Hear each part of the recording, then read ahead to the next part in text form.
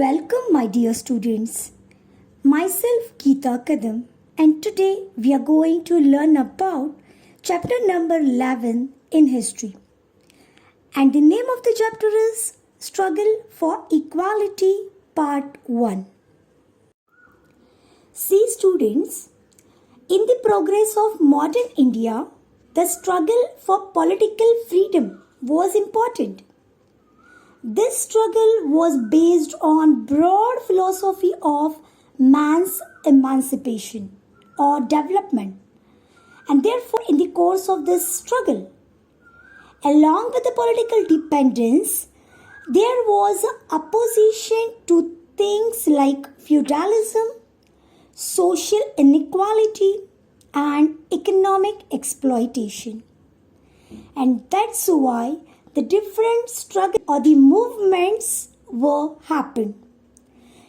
Let us study about some of these movements. In this chapter, in this video, Struggle for Equality Part 1, we are going to learn about the movements. First one is peasant movement.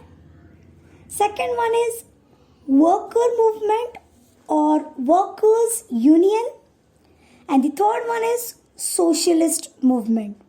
So let us start. Let us see the background of these movements. See, students, like freedom, the principle of equality is very important, and from that point of view, the contribution of movements built up by various social groups such as farmers, workers, women, Dalits, etc., as well as the stream of socialism giving importance to equality and proves to be significant. With realizing its contribution, we will not be able to understand the developmental process of modern India. And therefore, students, let us study about these movements. So, start with the first one is peasant movements.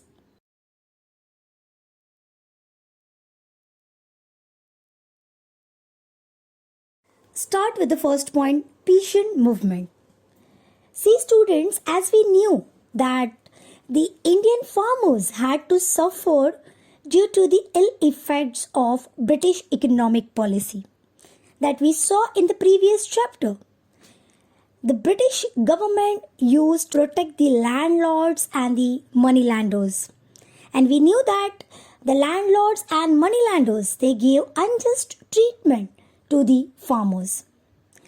On many occasions, the farmers rose against this injustice.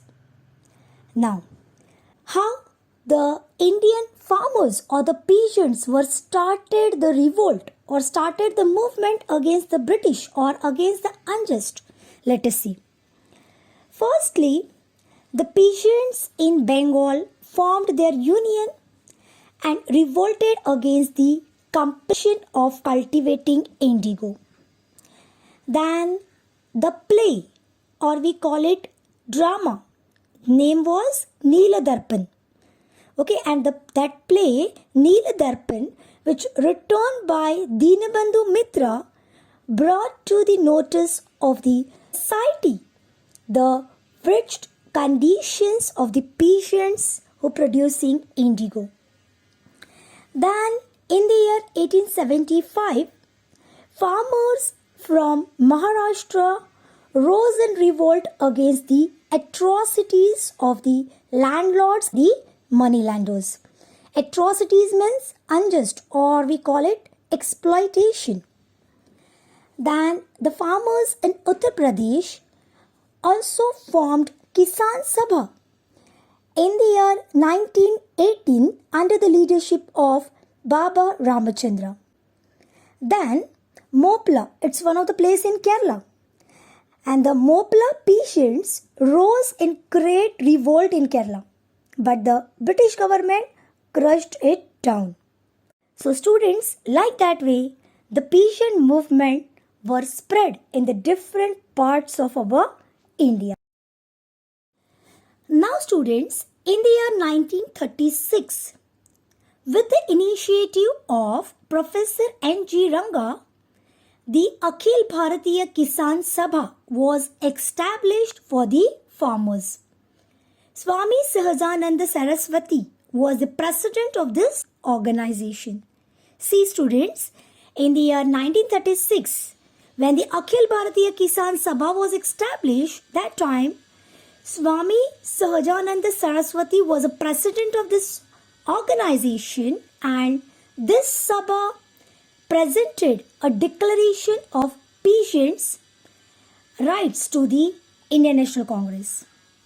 And when the session of Indian National Congress was held in the rural part of Faizpur in Maharashtra, that time nearby thousands of peasants were attended this session. So students, like that way, the peasants or the farmers, they aware about their rights and against their unjust. Now students, let us see the role of Sane Guruji in the peasant movement. In the year 1938, the crops in eastern Khandesh were destroyed due to the heavy rains. Khandesh is a part of our Maharashtra. And the condition of the farmers was very miserable. And in order to get the land revenue waived means to relieve from the land revenue, Sane Guruji organized meetings and processions at many places. He took out marches on the collector office. The peasants participated in large numbers in the revolutionary period of 1942. Now, do you know about Sane Guruji? Sane Guruji built up unit of the workers. He tried to create strong center of workers union at Dhule, Amalner. He was the president of Mill Workers Union of Amalner. He went on fast unto the death to open the doors of Vittal temple at Pandharpur for the Dalits.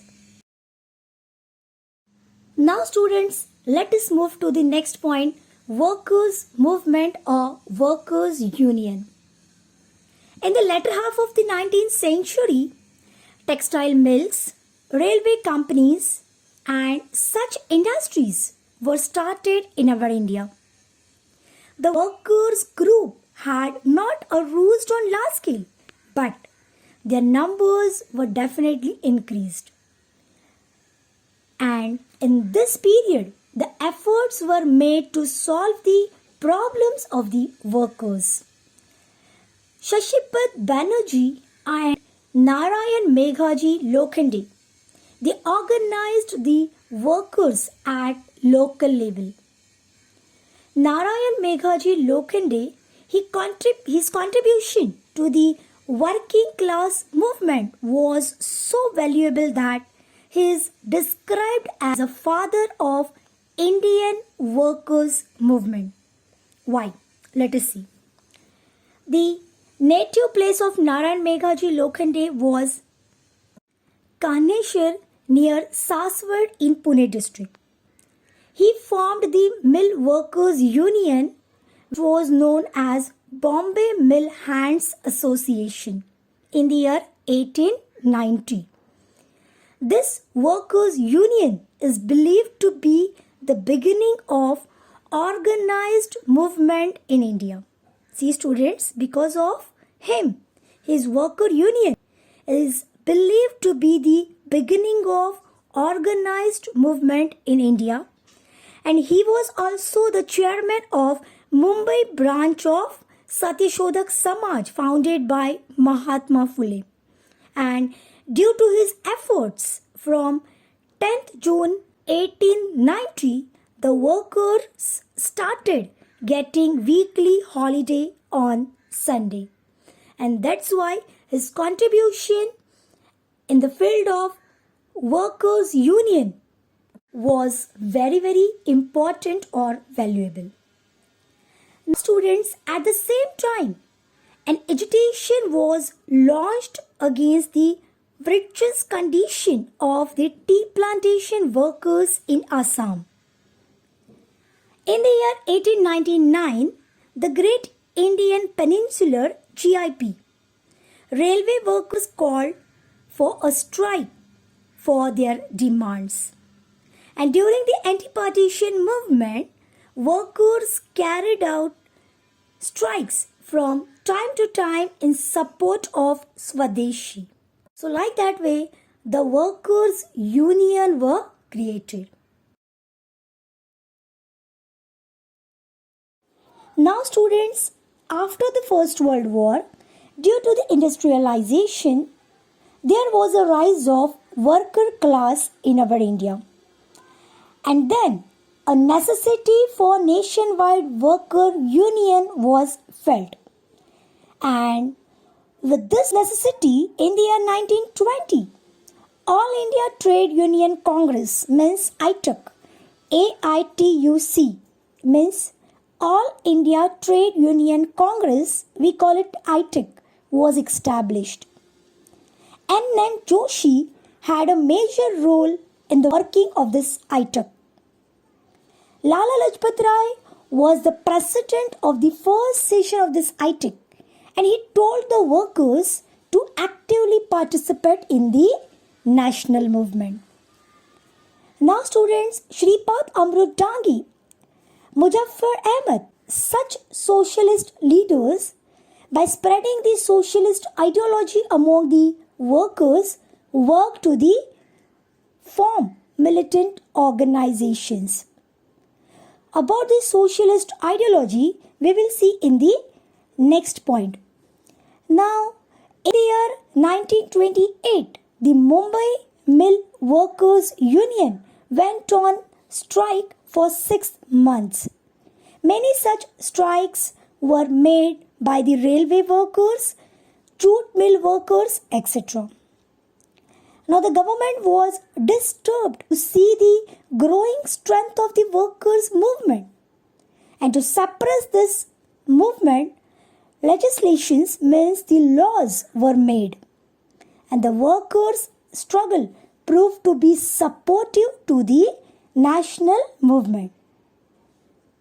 So students, like the peasants, now the workers were also participated in the freedom struggle.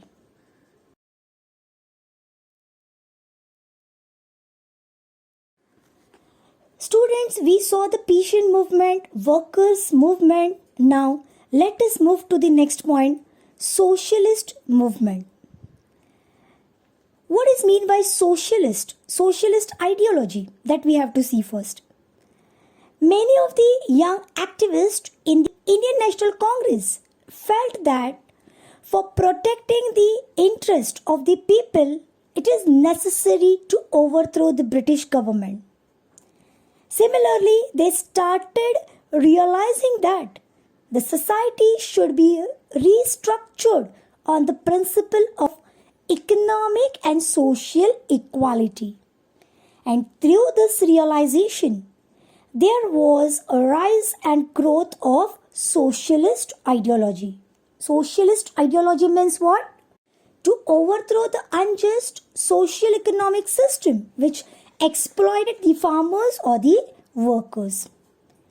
Now, socialist youths, while they were in prison at Nasik, decided to form the Socialist Party within the Indian National Congress.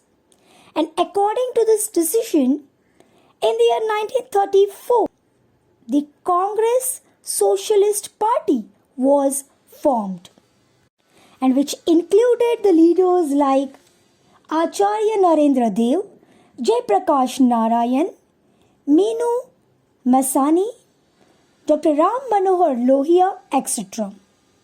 In the Quit India movement of 1942, these young socialists were in the forefront. Now, Indians got introduced to Karl Marx and his communism. Students, Karl Marx and his communist theory that we saw in the previous chapter. Lokmanya Tilak had already written an article on Marx in 1881. After the First World War, the influence of communism was felt in India. Manavendranath Roy played active role in the international communist movement. Students, the last point is Meerut conspiracy case. In the year 1925, the Communist Party was formed in our India. The work of building militant organizations of workers and peasants was done by the young communists. The British government started feeling the danger of communist movement. Shripat Amrut Jange, Muzaffar Ahmad, Keshav Neelkant Joglekar, etc. were arrested, and they were charged with planning of a conspiracy to overthrow the British rule. They were given different punishments. The trial took place at Meerut and is therefore known as the Meerut conspiracy case. Even after the Meerut trial, the influence of communist workers' movement remained constant. So students, in this video, we saw how the peasants, the workers or the socialist leaders actively participated in the freedom struggle, and their movements were definitely helpful or supportive for the Indian freedom struggle. Now students, let us move to the exercise. First question is, explain the following statement with reason. The government decided to crush down the communist movement. Answer includes the point. The Communist Party was formed in India in the year 1925. Second point is, the young communist leaders started building militant organizations of workers and peasants. And third and the last point is, the British government started feeling the danger of communist movement and hence decide to crush it. Now the second question is, answer the following question in brief. Why was the struggle for equality important in the making of modern India? Now the answer includes the point. First one is, India achieved freedom because of freedom struggle. Second point is, the scope of this struggle was not limited to achieve political freedom but emancipation of man from all types of bondages. Third point is, therefore, in the course of this struggle, there was the opposition of feudalism, social inequality and economic exploitation. Fourth point is, the principle of equality was given equal importance.